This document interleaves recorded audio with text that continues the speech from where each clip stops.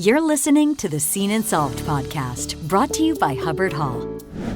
Most chemical application processes, particularly with the conversion coatings, you have done the work to either add on to the surface of that part with either crystal, or you've converted the surface to achieve some sort of metal coloring. You want to make sure that you're able to augment those properties by sealing in that change appropriately. A lot of these applications are going to enhance the corrosion protection of the part, let it on their own, but you can really optimize that by applying some sort of corrosion protection after the fact.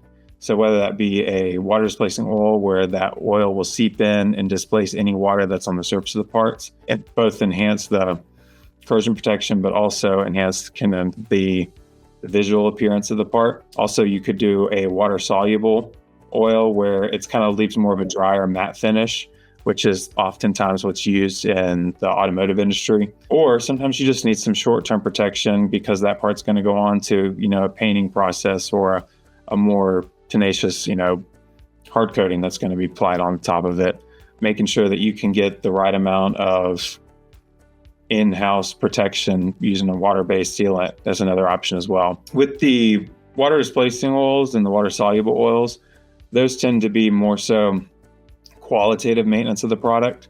With the water displacing oils, you want to make sure that we are decanting off the water that's displaced. Typically, it's going to be down at the bottom of the tank.